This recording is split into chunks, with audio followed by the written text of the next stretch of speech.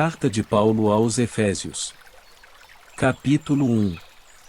Eu, Paulo, apóstolo de Cristo Jesus pela vontade de Deus, escrevo esta carta ao povo santo em Éfeso, seguidores fiéis de Cristo Jesus. Que Deus, nosso Pai, e o Senhor Jesus Cristo lhes deem graça e paz.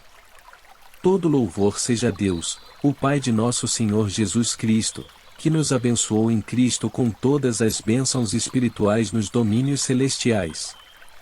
Mesmo antes de criar o mundo, Deus nos amou e nos escolheu em Cristo para sermos santos e sem culpa diante dele. Ele nos predestinou para si, para nos adotar como filhos por meio de Jesus Cristo, conforme o bom propósito de sua vontade. Deus assim o fez para o louvor de sua graça gloriosa, que ele derramou sobre nós em seu Filho amado. Ele é tão rico em graça que comprou nossa liberdade com o sangue de seu Filho e perdoou nossos pecados. Generosamente, derramou sua graça sobre nós, com ela, toda a sabedoria e todo o entendimento. Agora Deus nos revelou sua vontade secreta a respeito de Cristo, isto é, o cumprimento de seu bom propósito. E o plano é este: no devido tempo, ele reunirá sob a autoridade de Cristo tudo o que existe nos céus e na terra. Além disso, em Cristo nós nos tornamos herdeiros de Deus, pois ele nos predestinou conforme seu plano e faz que tudo ocorra de acordo com sua vontade. O propósito de Deus era que nós, os primeiros a confiar em Cristo, louvássemos a Deus e lhe dessemos glória. Agora vocês também ouviram a verdade, as boas novas da salvação. E, quando creram em Cristo, ele colocou sobre vocês o selo do Espírito Santo que havia prometido. O Espírito é a garantia de nossa herança, até o dia em que Deus nos resgatará como sua propriedade, para o louvor de sua glória. Desde que eu soube de sua fé no Senhor Jesus e de seu amor pelo povo santo em toda parte, não deixo de agradecer a Deus por vocês. Em minhas orações, peço que Deus, o Pai glorioso de nosso Senhor Jesus Cristo, lhes dê sabedoria espiritual e entendimento para que cresçam no conhecimento dele. Oro para que seu coração seja iluminado, a fim de que compreendam a esperança concedida àqueles que ele chamou e a rica e gloriosa herança que ele deu a seu povo santo. Também oro para que entendam a grandeza insuperável do poder de Deus para conosco, os que cremos. É o mesmo poder grandioso que ressuscitou Cristo dos mortos e o fez sentar-se no lugar de honra, à direita de Deus, nos domínios celestiais. Agora ele está muito acima de qualquer governante, autoridade, poder, líder ou qualquer outro nome, não apenas neste mundo, mas também no futuro. Deus submeteu todas as coisas à autoridade de Cristo e o fez cabeça de tudo, para o bem da Igreja. E a Igreja é seu corpo, ela é preenchida e completada por Cristo, que enche consigo mesmo todas as coisas em toda parte. Capítulo 2. Vocês estavam mortos por causa de sua desobediência e de seus muitos pecados, nos quais costumavam viver, como o resto do mundo, obedecendo ao comandante dos poderes do mundo invisível. Ele é o Espírito que opera no coração dos que se recusam a obedecer. Todos nós vivíamos desse modo, seguindo os desejos ardentes e as inclinações de nossa natureza humana. Éramos, por natureza, merecedores da ira, como os demais. Mas Deus é tão rico em misericórdia e nos amou tanto, que, embora estivéssemos mortos por causa de nossos pecados, ele nos deu vida juntamente com Cristo. É pela graça que vocês são salvos. Pois ele nos ressuscitou com Cristo e nos fez sentar com ele nos domínios celestiais, porque agora estamos em Cristo Jesus. Portanto, nas eras futuras, Deus poderá apontar-nos como exemplos da riqueza insuperável de sua graça, revelada na bondade que ele demonstrou por nós em Cristo Jesus. Vocês são salvos pela graça, por meio da fé. Isso não vem de vocês, é uma dádiva de Deus. Não é uma recompensa pela prática de boas obras, para que ninguém venha a se orgulhar. Pois somos obra-prima de Deus, criados em Cristo Jesus a fim de realizar as boas obras que Ele de antemão planejou para nós. Não esqueçam que vocês, gentios, eram chamados de incircuncidados ou pelos judeus que se orgulhavam da circuncisão, embora ela fosse apenas um ritual exterior e humano. Naquele tempo, vocês viviam afastados de Cristo. Não tinham os privilégios do povo de Israel e não conheciam as promessas da aliança. Viviam no mundo sem Deus e sem esperança. Agora, porém, estão em Cristo Jesus. Antigamente, estavam distantes de Deus, mas agora foram trazidos para perto dele por meio do sangue de Cristo. Porque Cristo é nossa paz. Ele uniu judeus e gentios em um só povo ao derrubar o muro de inimizade que nos separava. Ele acabou com o sistema da lei, com seus mandamentos e ordenanças, promovendo a paz ao criar para si, desses dois grupos, uma nova humanidade. Assim, ele os reconciliou com Deus em um só corpo por meio de sua morte na cruz, eliminando a inimizade que havia entre eles. Ele trouxe essas boas novas de paz tanto a vocês que estavam distantes dele como aos que estavam perto. Agora, por causa do que Cristo fez, todos temos acesso ao Pai pelo mesmo Espírito. Portanto, vocês já não são estranhos e forasteiros, mas concidadãos do povo santo e membros da família de Deus. Juntos, somos sua casa, edificados sobre os alicerces dos apóstolos e dos profetas. E a pedra angular é o próprio Cristo Jesus. Nele somos firmemente unidos, constituindo um templo santo para o Senhor. Por meio dele, vocês também estão sendo edificados como parte dessa habitação, onde Deus vive por seu Espírito. Capítulo 3. Quando penso em tudo isso, eu, Paulo, prisioneiro de Cristo Jesus para o bem de vocês, gentios, tomando por certo, a propósito, que vocês sabem que Deus me deu essa responsabilidade especial de estender sua graça a vocês. Como lhes escrevi anteriormente em poucas palavras, o próprio Deus revelou esse segredo a mim. Ao lerem o que escrevi, entenderão minha compreensão desse segredo a respeito de Cristo, que não foi revelado às gerações anteriores, mas agora foi revelado, pelo Espírito, aos santos apóstolos e profetas. E este é o segredo revelado, e tanto os gentios como os judeus que creem nas boas novas participam igualmente das riquezas herdadas pelos filhos de Deus. Ambos são membros do mesmo corpo e desfrutam a promessa em Cristo Jesus. Pela graça e pelo grande poder de Deus, recebi o privilégio de servir anunciando essas boas novas. Ainda que eu seja o menos digno de todo o povo santo, recebi, pela graça, o privilégio de falar aos gentios sobre os tesouros infindáveis que estão disponíveis a eles em Cristo. E de explicar a todos esse segredo que Deus, o Criador de todas as coisas, manteve oculto desde o princípio. O plano de Deus era mostrar a todos os governantes e autoridades nos domínios celestiais, por meio da Igreja, as muitas formas da sabedoria divina. Esse era seu propósito eterno, que ele realizou por meio de Cristo Jesus, nosso Senhor. Por meio da fé em Cristo, agora nós, com ousadia e confiança, temos acesso à presença de Deus. Portanto, peço-lhes que não desanimem por causa de minhas provações. É por vocês que sofro, a honra é de vocês. Quando penso em tudo isso, caio de joelhos e oro ao Pai, o Criador de todas as coisas nos céus e na terra. Peço que, da riqueza de sua glória, Ele os fortaleça com poder interior por meio de seu Espírito. Então Cristo habitará em seu coração à medida que vocês confiarem nele. Suas raízes se aprofundarão em amor e os manterão fortes. Também peço que, como convém a todo o povo santo, vocês possam compreender a largura, o comprimento, a altura e a profundidade do amor de Cristo. Que vocês experimentem esse amor, ainda que seja grande demais para ser inteiramente compreendido. Então vocês serão preenchidos com toda a plenitude de vida e poder que vem de Deus.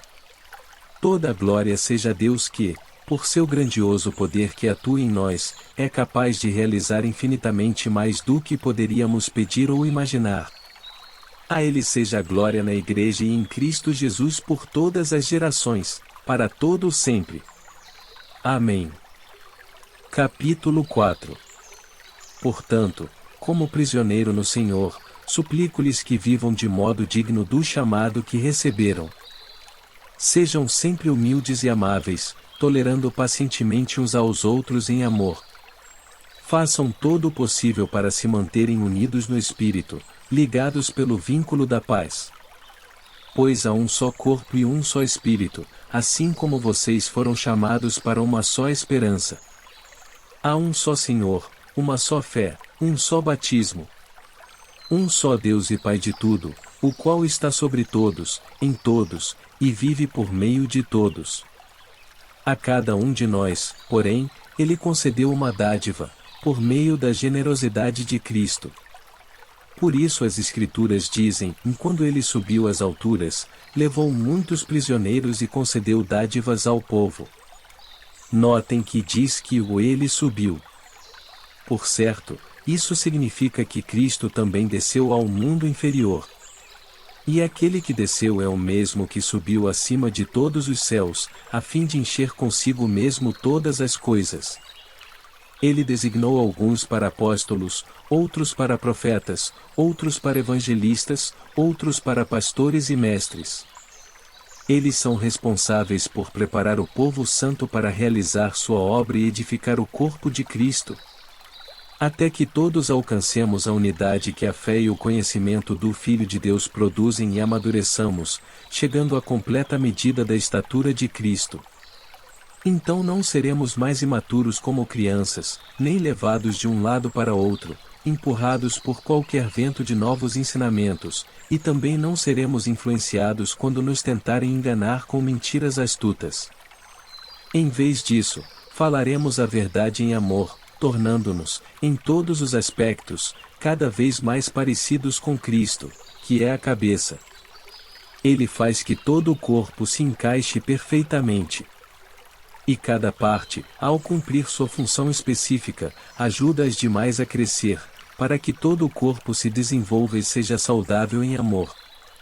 Assim, eu lhes digo com a autoridade do Senhor, e não vivam mais como os gentios, levados por pensamentos vazios e inúteis. A mente deles está mergulhada na escuridão. Andam sem rumo, alienados da vida que Deus dá, pois são ignorantes e endureceram o coração para Ele. Tornaram-se insensíveis, vivem em função dos prazeres sensuais e praticam avidamente toda espécie de impureza. Mas não foi isso que vocês aprenderam de Cristo. Uma vez que ouviram falar de Jesus e foram ensinados sobre a verdade que vem dele. Livrem-se de sua antiga natureza e de seu velho modo de viver, corrompido pelos desejos impuros e pelo engano. Deixem que o Espírito renove seus pensamentos e atitudes. E revistam-se de sua nova natureza, criada para ser verdadeiramente justa e santa como Deus. Portanto, abandonem a mentira e digam a verdade a seu próximo, pois somos todos parte do mesmo corpo. E não pequem ao permitir que a ira os controle. Acalmem a ira antes que o sol se ponha, pois ela cria oportunidades para o diabo. Quem é ladrão, pare de roubar. Em vez disso, use as mãos para trabalhar com empenho e honestidade e, assim, ajudar generosamente os necessitados. Evitem o linguajar sujo e insultante. Que todas as suas palavras sejam boas e úteis, a fim de dar ânimo àqueles que as ouvirem. Não entristeçam o Espírito Santo de Deus, o selo que Ele colocou sobre vocês para o dia em que nos resgatará como sua propriedade. Livrem-se de toda amargura, raiva, ira, das palavras ásperas e da calúnia, e de todo tipo de maldade. Em vez disso, sejam bondosos e tenham compaixão uns dos outros, perdoando-se como Deus os perdoou em Cristo. Capítulo 5. Portanto, Como filhos amados de Deus, imitem-no em tudo o que fizerem. Vivam em amor, seguindo o exemplo de Cristo, que nos amou e se entregou por nós como oferta e sacrifício de aroma agradável a Deus. Que não haja entre vocês imoralidade sexual, impureza ou ganância. Esses pecados não têm lugar no meio do povo santo. As histórias obscenas, as conversas tolas e as piadas vulgares não são para vocês. Em vez disso, sejam agradecidos a Deus. Podem estar certos de que nenhum imoral, impuro ou ganancioso, que é idólatra, herdará o reino de Cristo e de Deus. Não se deixem enganar por palavras vazias, pois a ira de Deus virá sobre os que lhe desobedecerem. Não participem do que essas pessoas fazem. Pois antigamente vocês estavam mergulhados na escuridão, mas agora têm a luz no Senhor. Vivam, portanto, como filhos da luz. Pois o fruto da luz produz apenas o que é bom, justo e verdadeiro. Procurem descobrir o que agrada ao Senhor. Não participem dos feitos inúteis do mal e da escuridão, ou antes, mostrem sua reprovação expondo-os à luz. É vergonhoso até mesmo falar daquilo que os maus fazem em segredo. Suas más intenções, porém, ficarão evidentes quando a luz brilhar sobre elas. Pois a luz torna visíveis todas as coisas. Por isso se diz: e desperte, você que dorme, levante-se dentre os mortos, e Cristo o iluminará. Portanto, sejam cuidadosos em seu modo de vida. Não vivam como insensatos, mas como sábios. Aproveitem ao máximo todas as oportunidades nestes dias maus. Não ajam de forma impensada, mas procurem entender a vontade do Senhor. Não se embriaguem com vinho, pois ele os levará ao descontrole. Em vez disso, sejam cheios do Espírito, cantando salmos, hinos e cânticos espirituais entre si, louvando o Senhor de coração com música. Por tudo deem graças a Deus, o Pai, em nome de nosso Senhor Jesus Cristo. Sujeitem-se uns aos outros por temor a Cristo. Esposas, sujeite-se cada uma a seu marido, como ao Senhor. Pois o marido é o cabeça da esposa, como Cristo é o cabeça da igreja. Ele é o Salvador de seu corpo, a igreja. Assim como a igreja se sujeita a Cristo, também vocês, esposas, devem se sujeitar em tudo a seu marido. Maridos, ame cada um a sua esposa, como Cristo amou a igreja. Ele entregou a vida por ela, a fim de torná-la santa, purificando-a ao lavá-la com água por meio da palavra. Assim o fez para apresentá-la a si mesmo como igreja gloriosa, sem mancha, ruga ou qualquer outro defeito, mas santa e sem culpa. Da mesma forma, os maridos devem amar cada um a sua esposa, como amam o próprio corpo, pois o homem que ama sua esposa na verdade ama a si mesmo. Ninguém odeia o próprio corpo, mas o alimenta e cuida dele, como Cristo cuida da igreja. E nós somos membros de seu corpo. Por isso o homem deixa pai e mãe e se une à sua mulher, e os dois se tornam um só. Esse é um grande mistério, mas ilustra a união entre Cristo e a igreja. Portanto, volto a dizer, cada homem deve amar a esposa como ama a si mesmo, e a esposa deve respeitar o marido. Capítulo 6. Filhos, obedeçam a seus pais no Senhor, porque isso é o certo a fazer. Honre seu pai e sua mãe. Esse é o primeiro mandamento com promessa. Se honrar pai e mãe, tudo lhe irá bem e terá vida longa na terra. Pais, não tratem seus filhos de modo a irritá-los, ou antes, eduquem-nos com a disciplina e a instrução que vem do Senhor. Escravos, obedeçam a seus senhores terrenos com respeito e temor. Sirvam com sinceridade, como serviriam a Cristo. Procurem agradá-los sempre, e não apenas quando eles estiverem observando. Como escravos de Cristo, façam a vontade de Deus de todo o coração. Trabalhem com entusiasmo, como se servissem ao Senhor, e não a homens. lembrem-se de que o Senhor recompensará cada um de nós pelo bem que fizermos, quer sejamos escravos, quer livres. Senhores, assim também tratem seus escravos. Não os ameacem, ou lembrem-se de que vocês e eles têm o mesmo Senhor no céu, e ele não age com favoritismo. Uma palavra final: sejam fortes no Senhor e em seu grande poder. Vistam toda a armadura de Deus, para que possam permanecer firmes contra as estratégias do diabo. Pois nós não lutamos contra inimigos de carne e sangue, mas contra governantes e autoridades do mundo invisível, contra grandes poderes neste mundo de trevas e contra espíritos malignos nas esferas celestiais.